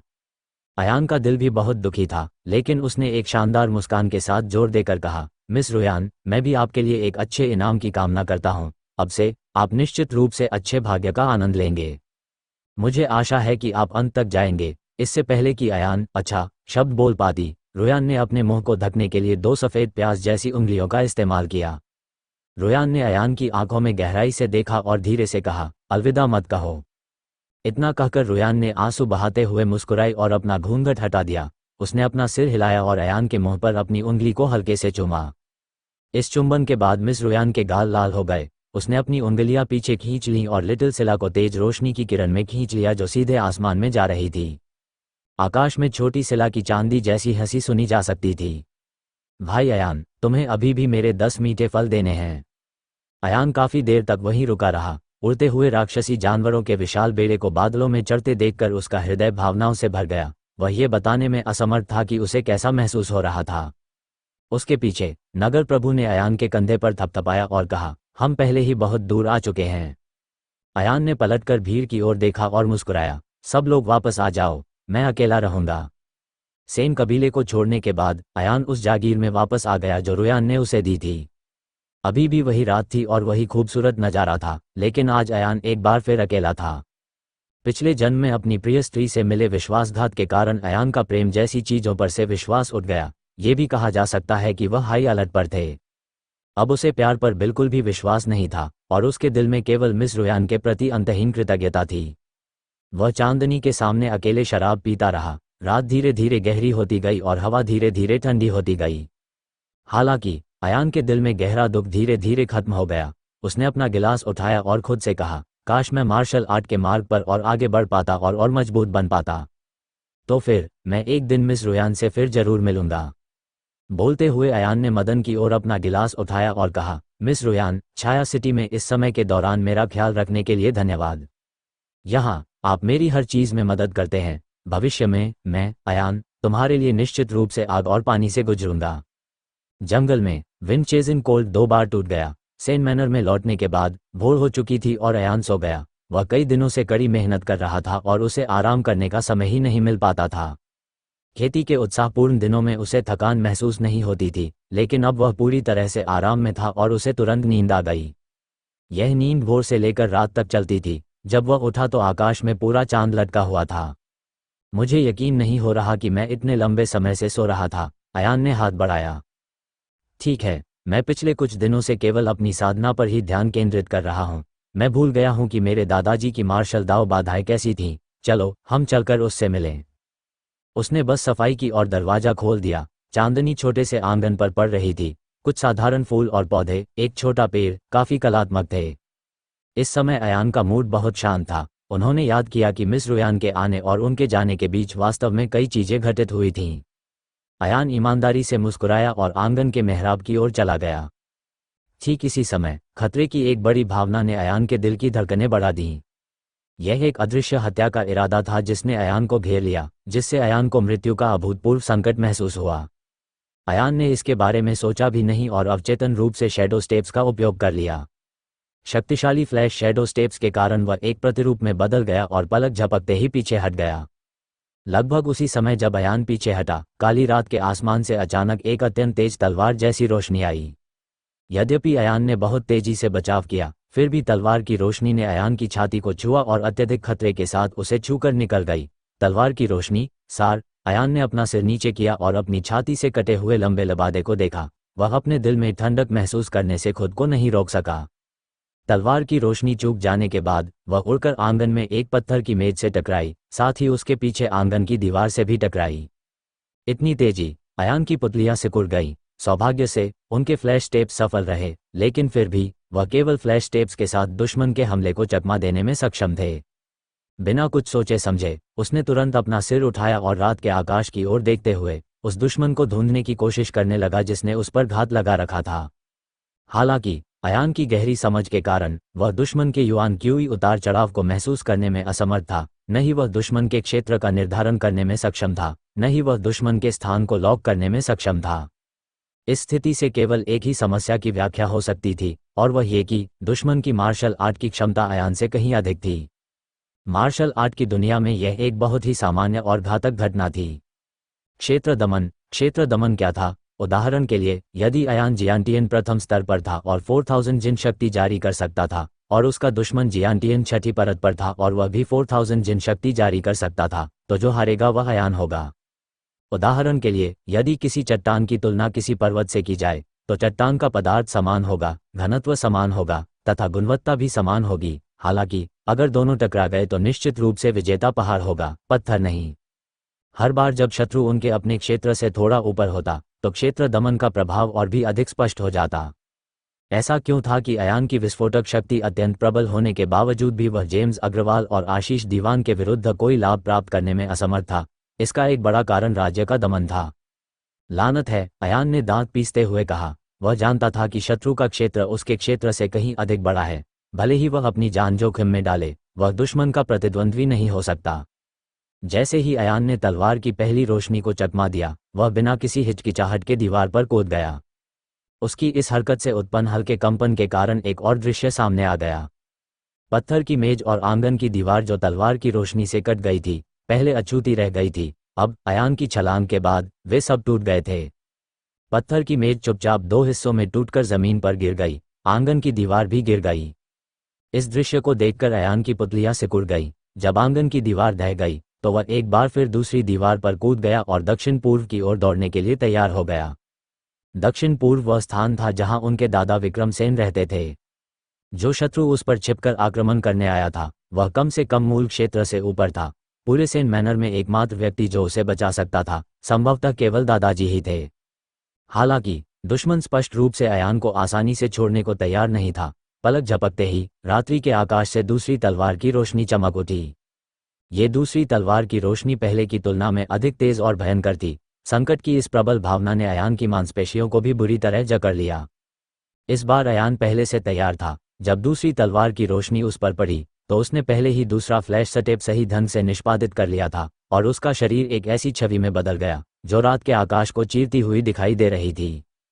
तलवार की रोशनी की दूसरी किरण ने वास्तव में अयान के जूते की एड़ी काट दी। जवाब में उसका बायां जूता गिर गया। दुश्मन बहुत तेज है। अयान का दिल तेजी से धड़क रहा था क्योंकि वह रात के आकाश में अपने दादा के घर की ओर भाग रहा था। हालांकि सेन मैनर बहुत बड़ा था और इमारतें अव्यवस्थित ढंग से बिखरी हुई थीं। ऐसा कोई रास्ता नहीं था जो अयान को सीधी रेखा में बेतहाशा दौड़ने की अनुमति देता। इससे उसे आगे पीछे कूदने पर मजबूर होना पड़ा। अंधेरे में दुश्मनों ने अपने दांत पीस लिए और उनकी धुंधली परछाइयां रात के आसमान के नीचे टिमटिमाने लगीं। अयान ने अपनी धारणा को चरम सीमा तक बढ़ा लिया था। वह दुश्मन की थोड़ी सी भी उपस्थिति को महसूस करने में असमर्थ था, मानो आज रात कोई दुश्मन दिखाई ही न दिया हो। कियांग, तलवार की कांपती हुई आवाज के साथ तलवार की रोशनी की तीसरी किरण आई। जैसे ही अयान का शरीर हवा में ऊपर उठ रहा था उसने अपने दाहिने पैर से बगल में स्थित एक प्राचीन पेड़ पर लात मारी। उन्होंने फ्लैश शैडो स्टेप्स का पालन किया और उनका शरीर पुनः एक प्रतिबिंब में बदल गया। तलवार की तेज रोशनी उस प्राचीन वृक्ष पर पड़ी और उसमें छेद कर गई। इस बार ये लगभग अयान के दाहिने कंधे को छूता हुआ निकल गया।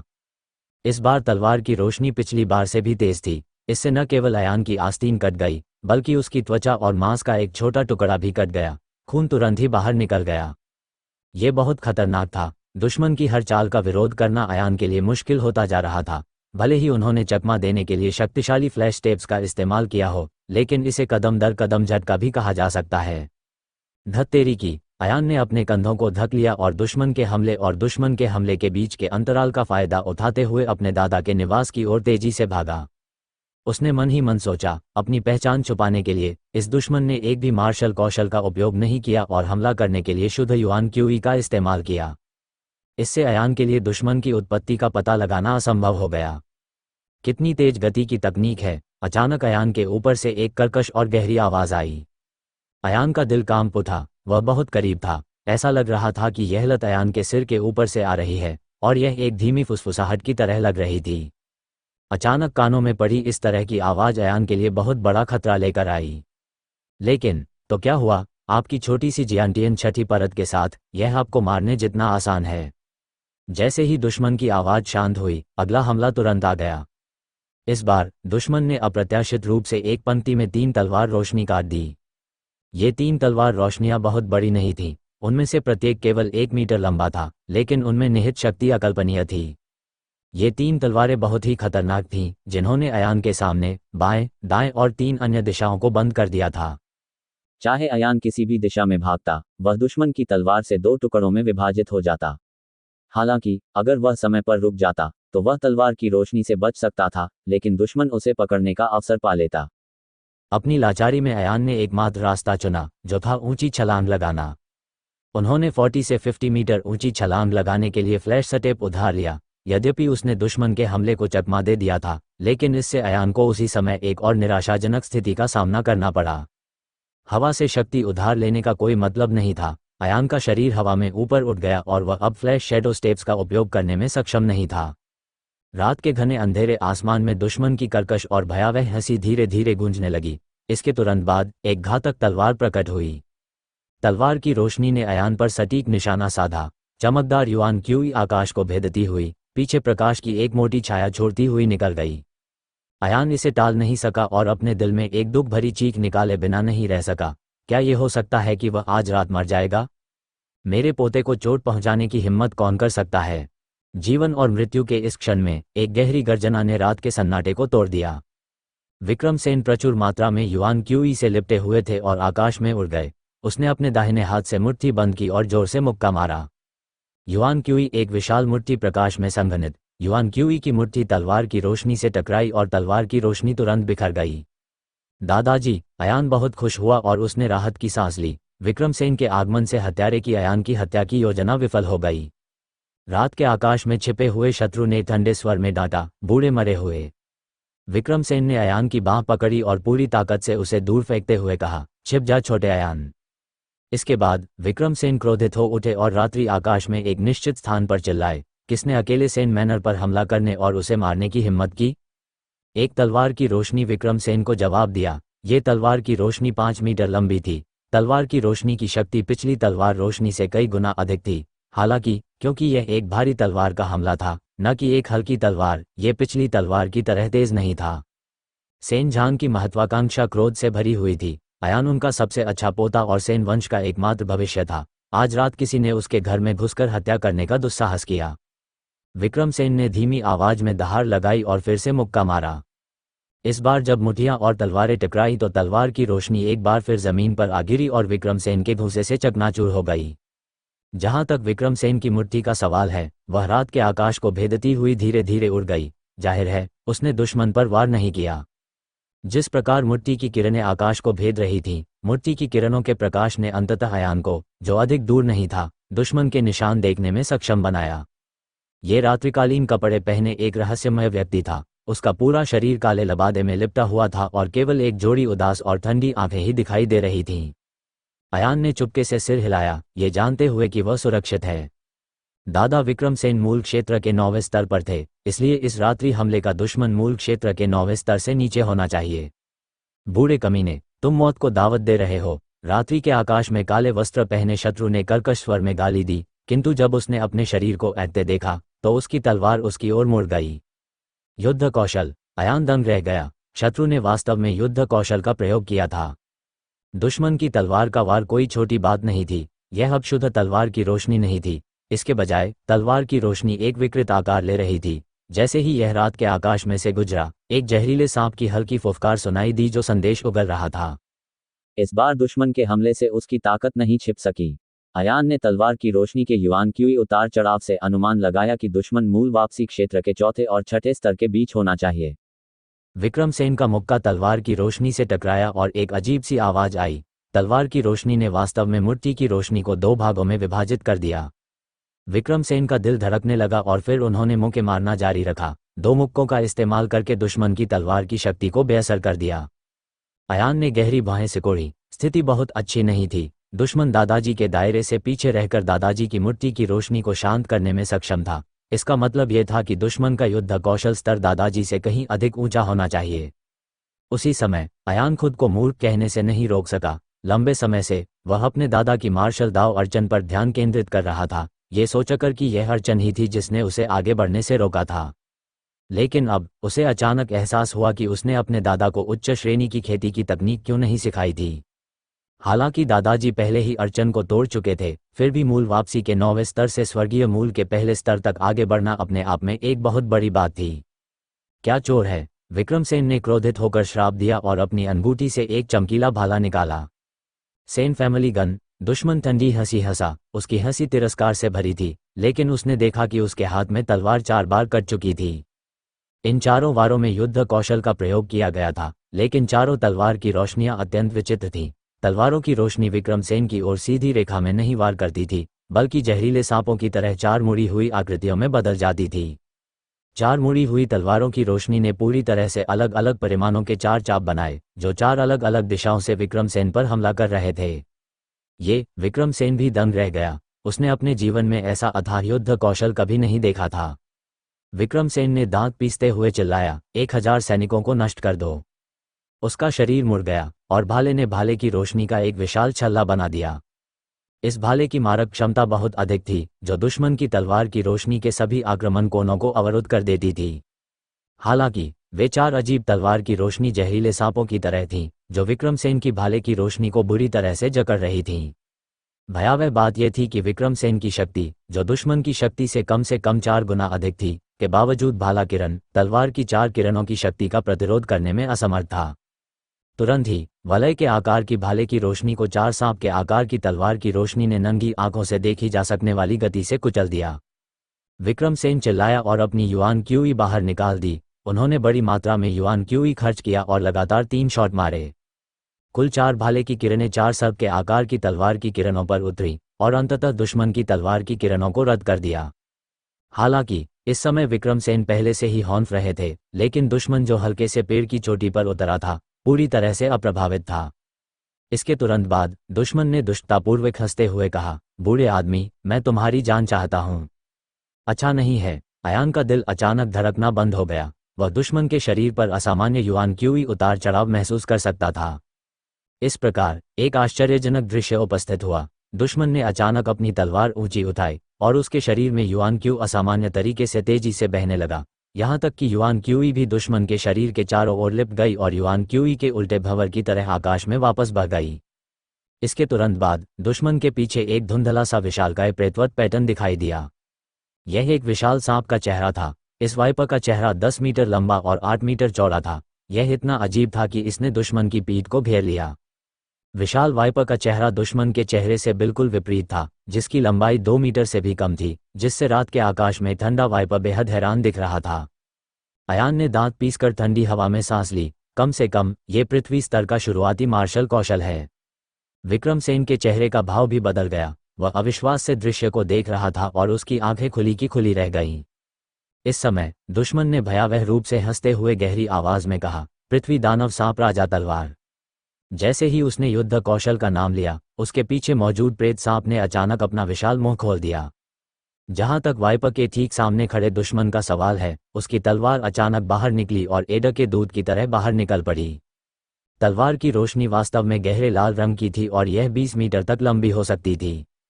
इस हमले से आसपास की हवा भी अचानक सूख गई। निर्वात के कारण प्रचंड तेज हवा चलने लगी। आंगन में लगे पेड़ उखड़ गए। पत्थर की मेजें, पत्थर की कुर्सियां और ढही हुई आंगन की दीवार सभी आकाश में समा गईं। चाहे वह आंगन की दीवारें हों या पेड़, जब ये चीजें प्रचंड हवाओं का सामना करती थीं, तो वे अनगिनत टुकड़ों में कुचल जाती थीं। ये केवल आत्मिक पवन की शक्ति थी। कोई कल्पना कर सकता है कि उस तलवार की रोशनी कितनी शक्तिशाली थी। लाल रंग की तलवार की रोशनी के कारण बंदरगाह की प्रचंड हवा विक्रमसेन की ओर बहने लगी। विक्रमसेन को ऐसा महसूस हुआ जैसे वह किसी बड़े शत्रु का सामना कर रहे हों। उसने अपने दाहिने हाथ में बंदूक और बाएं हाथ में डेंटियन पकड़ रखा था।